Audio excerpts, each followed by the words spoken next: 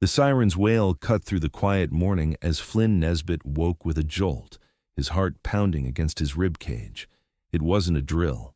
The base was under attack. He scrambled out of his bunk, already reaching for his tactical suit. "All cadets report to Shelter Delta 9, the mechanical voice announced over the intercom. "This is not a drill. Repeat, this is not a drill." Flynn cursed under his breath as he fumbled with his boots. 6 months of training at the Interstellar Defense Academy. And this was the first real emergency. He'd come to Mars to learn how to defend Earth from alien threats, not to experience an actual invasion. The hallway outside his quarters was chaos. Cadets ran in all directions, some still pulling on their gear. Flynn spotted his squad mate, Trevor, up ahead. "What's happening?" Flynn shouted over the alarm. "Orbital security was breached," Trevor yelled back, his face pale. "Something got through the defense grid." They sprinted down the corridor toward Shelter Delta 9, one of the Academy's fortified bunkers. At an intersection, they nearly collided with Instructor Zex, their Arctarian combat trainer. The tall, blue-skinned alien's facial ridges were flush dark, a sign of stress in his species. "Nesbitt, Jenkins, this way," Zex commanded, his four-fingered hand pointing down a different corridor. "Your squad has been reassigned to Instructor Krell." Flynn felt his stomach drop. Instructor Krell was the Academy's most demanding trainer, a Vesperian known for harsh methods and impossibly high standards. The insectoid alien had been training the elite squads in advanced evasion tactics. "Sir, our assigned shelter is," Trevor began. "Your assignment has changed," Zex interrupted. "Move now. Krell is waiting in Training Base 16. They changed direction, following Zex through a series of security doors. The alarms were muffled here in the intersections of the base. Flynn checked his wrist display, no messages from command, no explanation for what was happening. Training Base 16 was a cavernous room usually used for zero-gravity exercises, but today it looked different.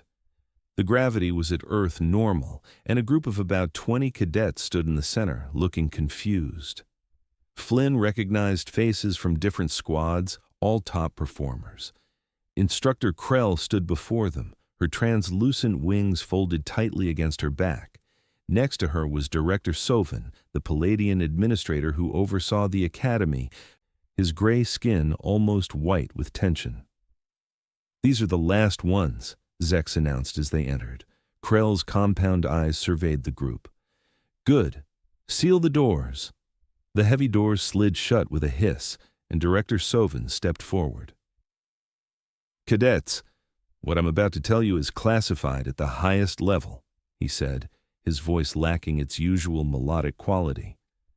"Approximately 30 minutes ago, a Krax hunter vessel breached our security perimeter." A murmur went through the group. Flynn felt his mouth go dry. The Krax were the most feared predatory species in the known galaxy, hunters who collected trophies from intelligent beings. They weren't supposed to be in this sector. There were treaties. "The treaties have been violated," Sovin continued, as if reading Flynn's thoughts. "We believe this is a rogue hunter, but that doesn't make it less dangerous.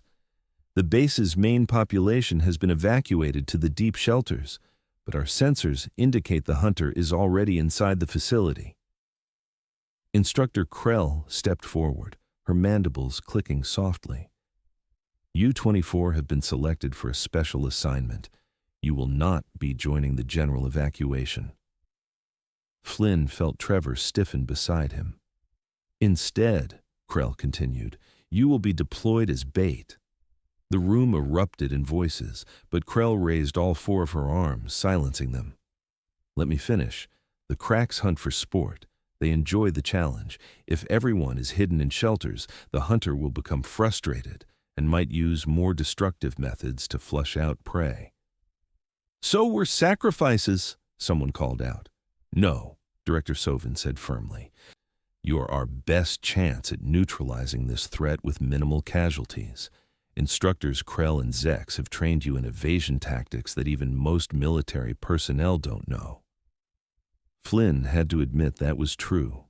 The alien instructors had pushed them beyond normal human training methods, teaching them to hide not just their bodies, but their heat signatures, their scents, even the electrical impulses of their nervous systems. "Your job," Krell said, "is to engage the hunter's interest, to keep it occupied while our security team positions themselves for a coordinated strike. You will be deployed in pairs throughout the Academy's West Wing. You must evade, not confront. A direct engagement will result in your death." Flynn raised his hand. "Instructor, what about weapons?" "Minimal defensive equipment only," Krell replied. "Anything more would only encourage the hunter to escalate. Remember your training.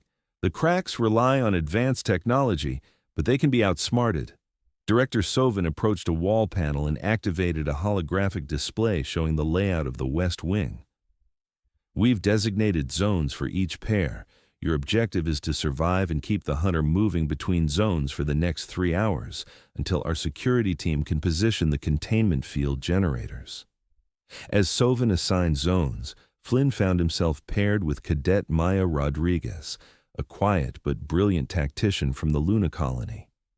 They were assigned to Zone 7, which included the hydroponics lab and adjacent storage facilities. "One last thing," Instructor Zek said, his voice grave. "The Krax hunter is using a cloaking device. You won't see it coming." "Great," Maya muttered beside Flynn. "This day just keeps getting better." After receiving their zone assignments and emergency comms set to transmit only critical updates to avoid giving away their positions, the pairs were dispatched through different exits. Flynn and Maya headed toward the hydroponics section, moving as quietly as their training had taught them.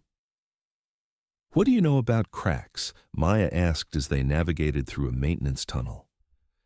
"Only what was in the xenobiology briefings," Flynn replied. "They're reptilian, about 8 feet tall, incredible natural hunters even without their tech. They have a strict honor code. They don't kill unarmed prey unless it's a direct threat." "That's something at least," Maya said. "Any weaknesses?" Flynn thought back to his classes. "They hunt primarily with vision and smell.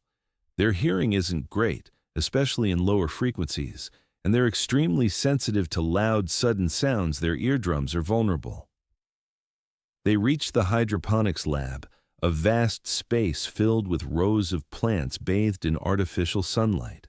The lab was empty of personnel, evacuated during the alarm. "We should split up," Maya suggested. "Cover more ground, make it harder to track both of us." Flynn nodded. "Stay within comms range. Remember Krell's training: disrupt your thermal signature, avoid predictable movements. And if you see it, for God's sake, don't try to be a hero," Maya added, checking her emergency beacon. "Just signal and run." They separated, with Maya taking the northern section of the lab while Flynn headed toward the storage areas to the south.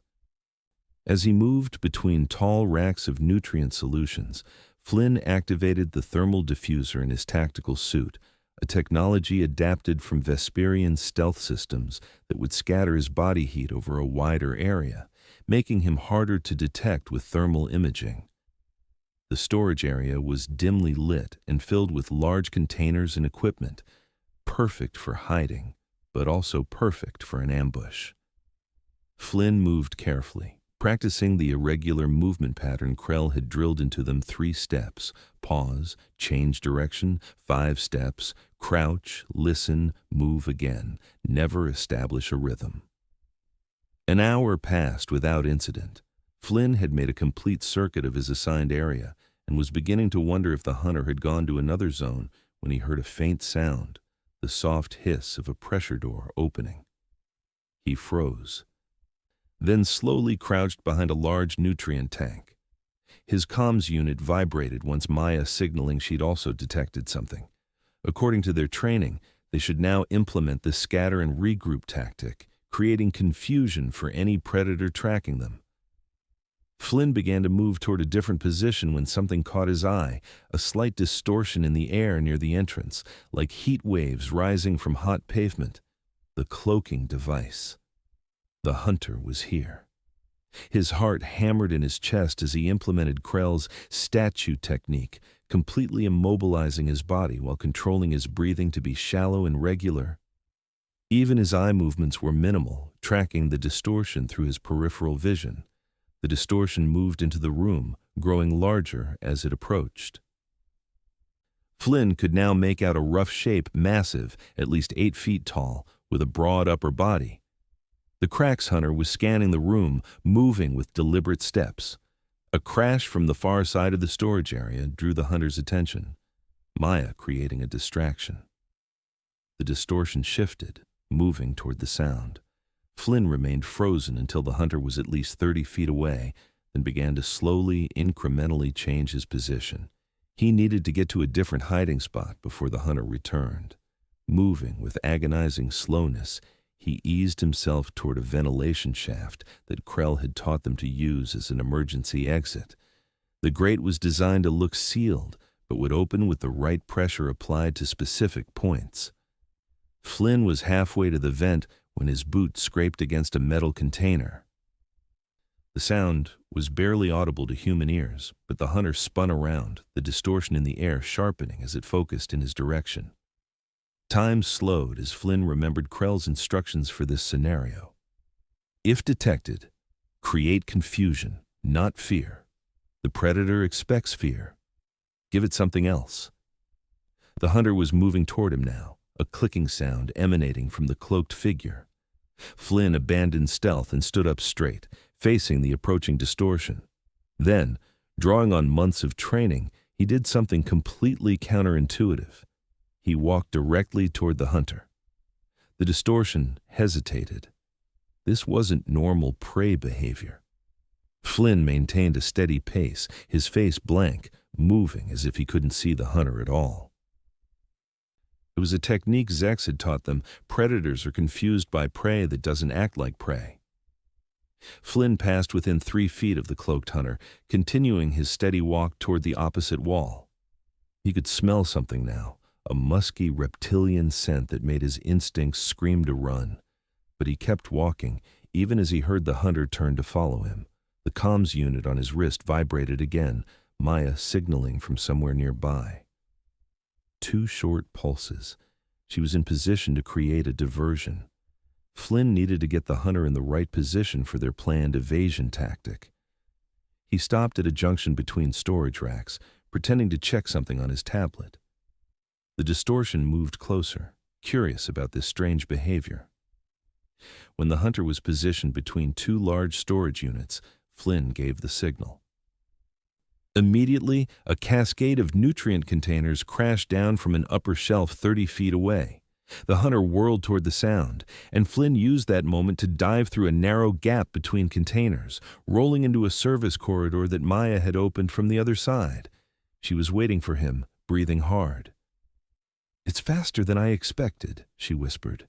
"And bigger," Flynn agreed, but the confusion tactic worked. It didn't immediately attack. "We need to move to Section B," Maya said. "According to the schedule, we need to keep it in this zone for another 20 minutes before leading it to Zone 8. They moved through the service corridor, using Krell's silent movement techniques. The corridor led to a climate control room that connected to their next designated area. As they reached the room, Flynn's comms unit received a general alert. 2 cadets in Zone 4 had been injured but escaped. The hunter was becoming more aggressive. "We need to be more careful," Flynn said. "It's escalating." They entered the climate control room and immediately sensed something was wrong. The room was too quiet, the normal hum of equipment muted. Maya pointed to a control panel that had been damaged, 3 deep gashes cut through the metal. "It's been here already," she whispered. A soft thud from above made them both look up. Something was moving in the ceiling maintenance space. The hunter had anticipated their route.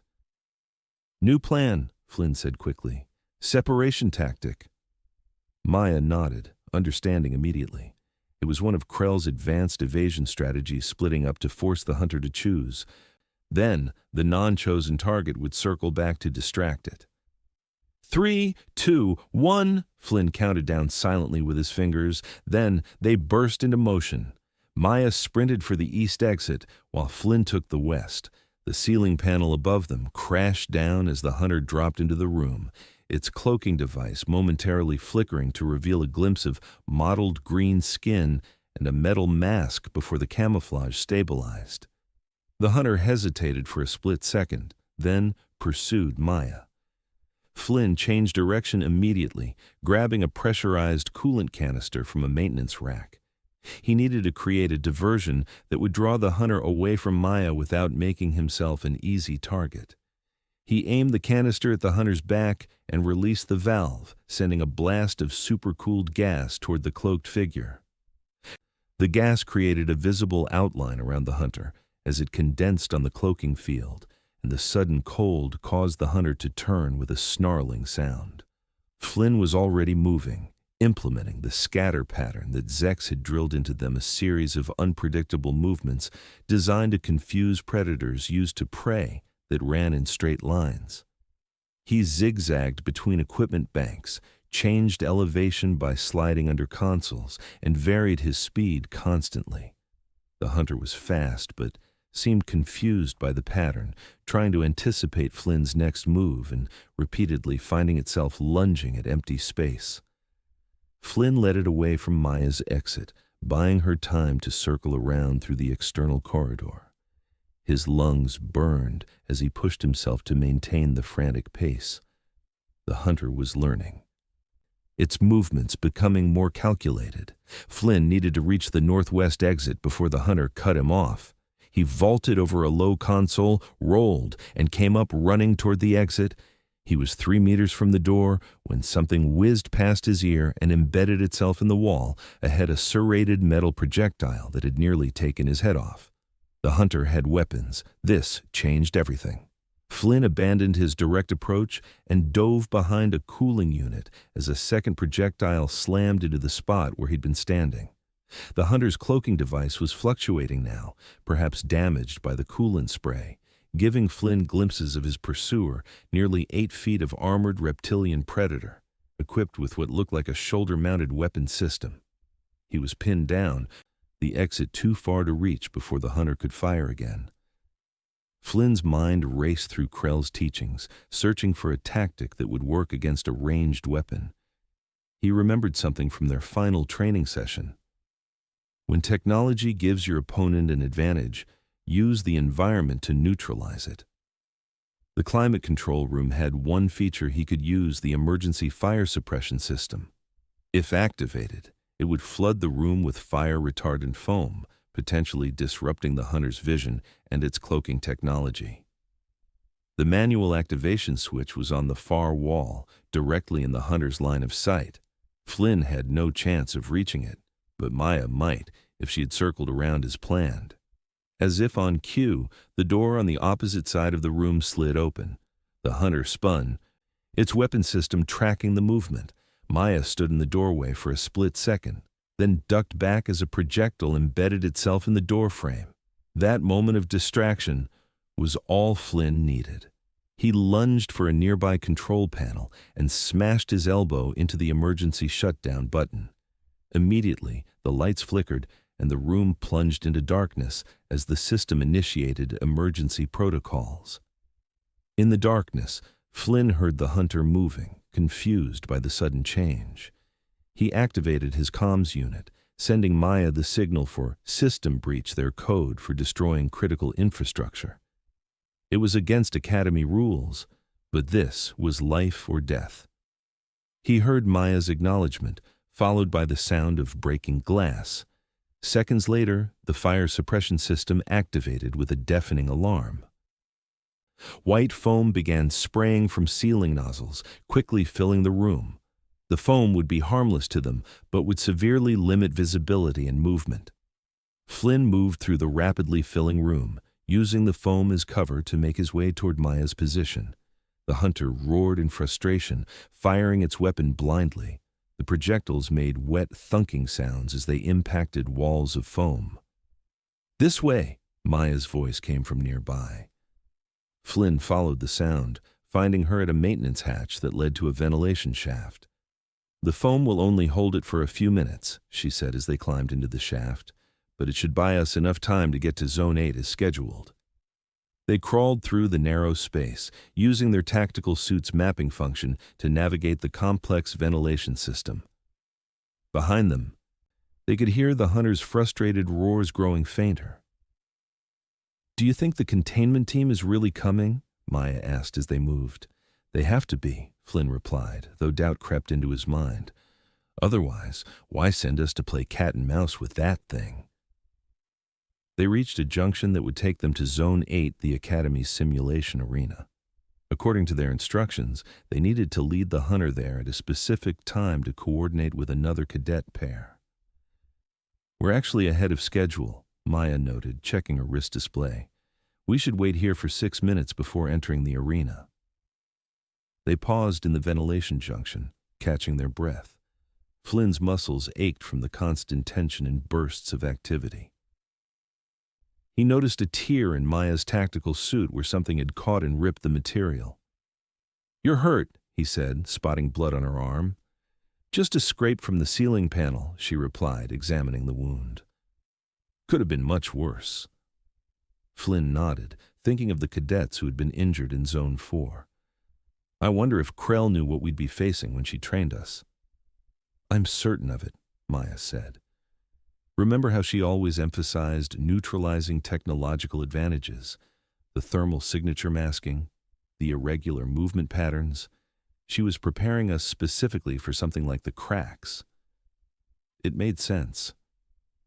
The alien instructors had been teaching them techniques that seemed odd or excessive during training, like how to control their breathing to minimize carbon dioxide exhalation, or how to move without creating air displacement patterns, all methods that would help evade an advanced hunting predator. "Time to move," Maya said after checking her display again. "The arena entrance is 20 meters ahead." They continued through the ventilation shaft until they reached a grate that overlooked the simulation arena, a massive space used for combat scenarios and environmental training. The arena was currently configured as an earth-forest environment with artificial trees and terrain features. Flynn peered through the grate and spotted 2 other cadets already in position, Chen and Ramirez from Squad 3.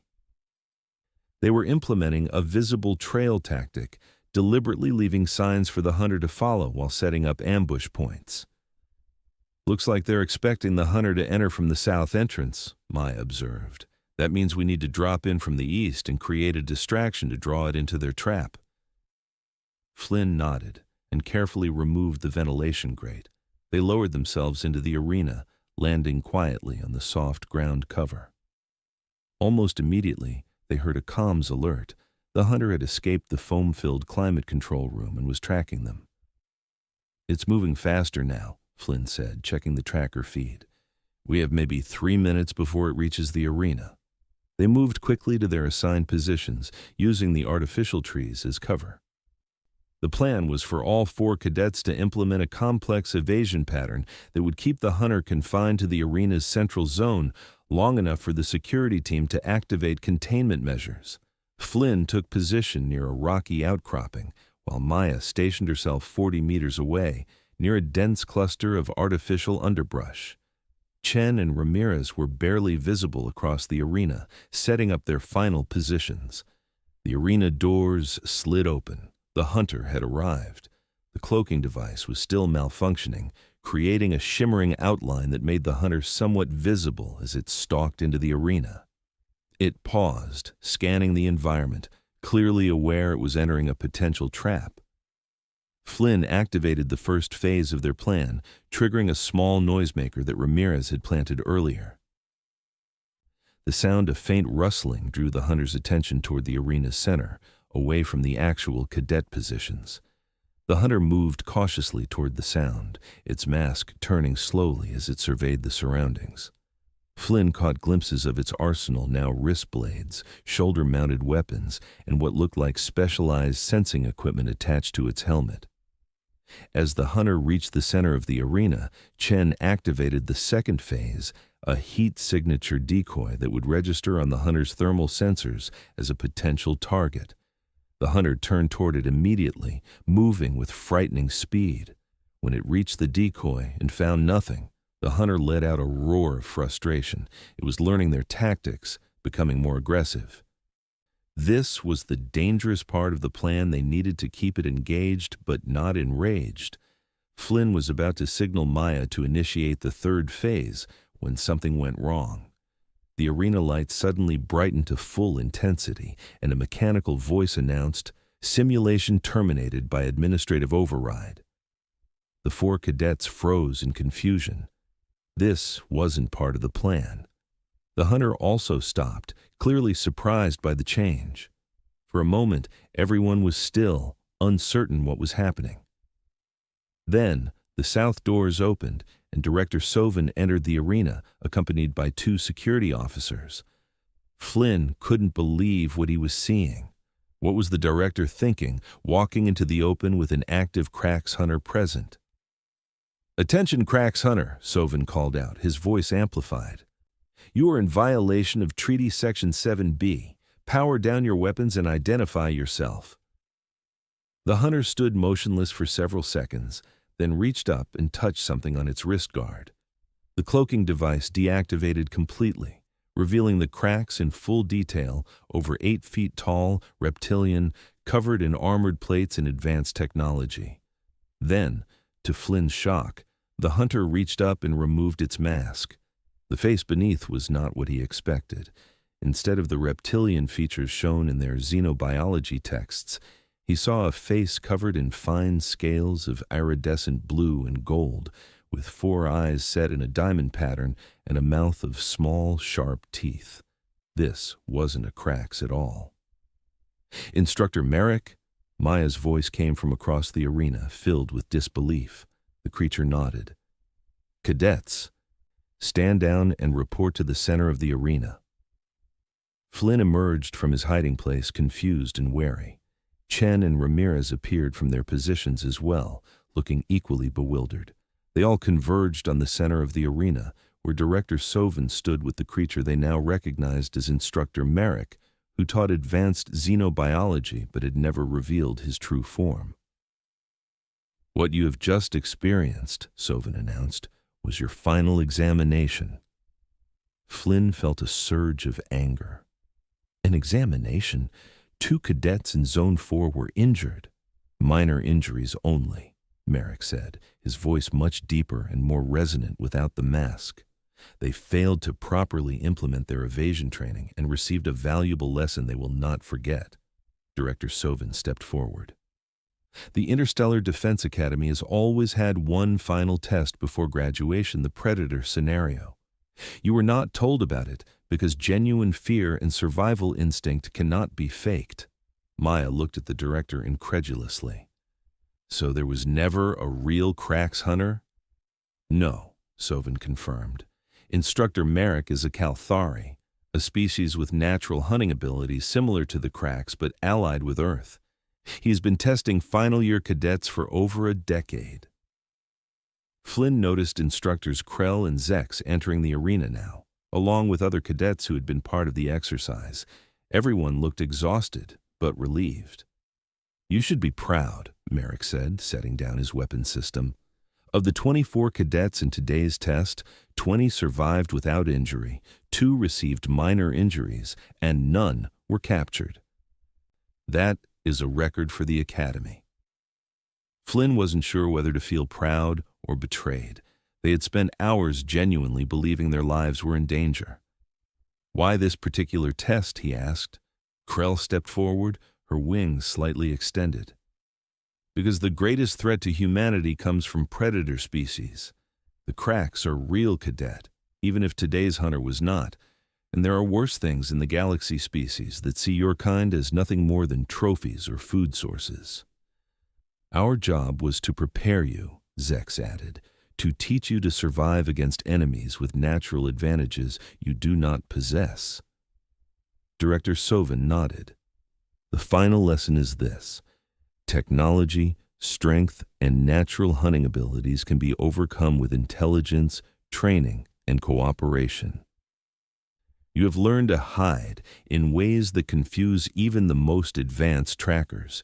You have learned to move like shadows and think like prey while acting like predators yourselves. Flynn looked at Maya, then at Chen and Ramirez. They had survived because they'd worked together, using the techniques their alien instructors had drilled into them for months. "There is one more thing you should know," Merrick said, his 4 eyes blinking in sequence. "Something that happened during the test that surprised even me." He turned to Flynn. "When you were cornered in the climate control room, your heart rate and adrenal readings were off the charts, normal for human fear response. But instead of the typical flight reaction, you did something remarkable." Flynn remembered the moment trapped, with the hunter blocking his escape route. "You turned toward me," Merrick continued, "and as I was about to capture you, you made a sound I have never heard from a human before. A roar that contained harmonics that triggered my species' instinctive fear response." Flynn vaguely remembered shouting something as he'd lunged for the emergency shutdown button, but it had been pure adrenaline, not a conscious tactic. "In that moment," Merrick said, "I hesitated. A predator hesitated because prey became something else.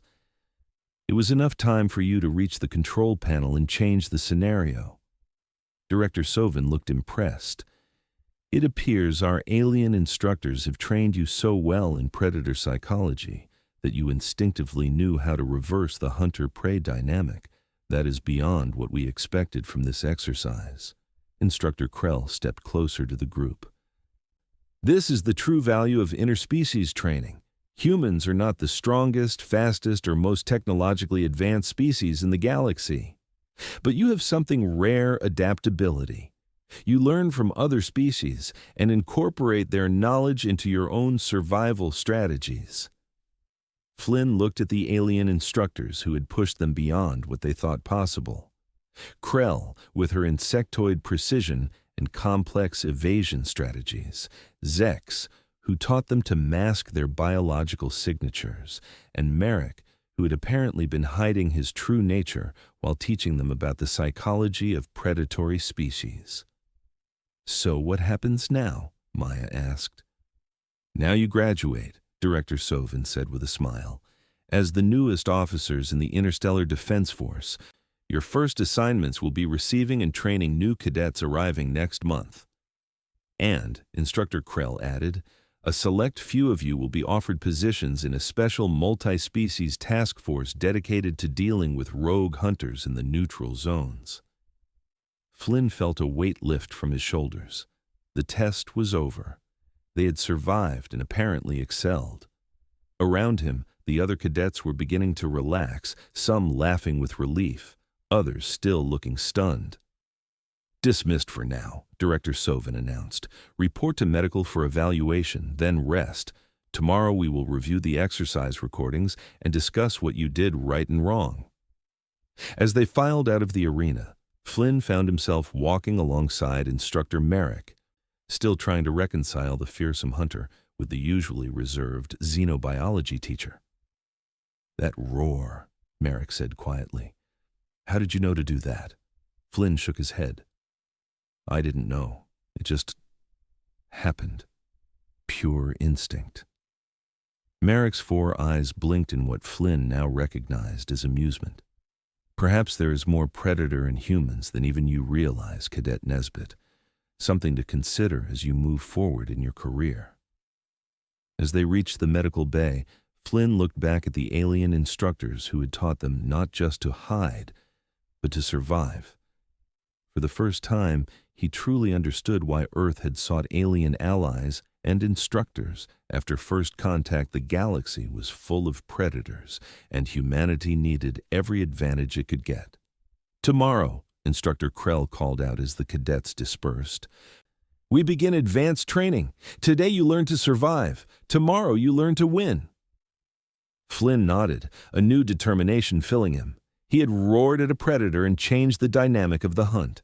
It was a small victory, but in a galaxy full of hunters, sometimes that was enough to survive. And survival was just the beginning.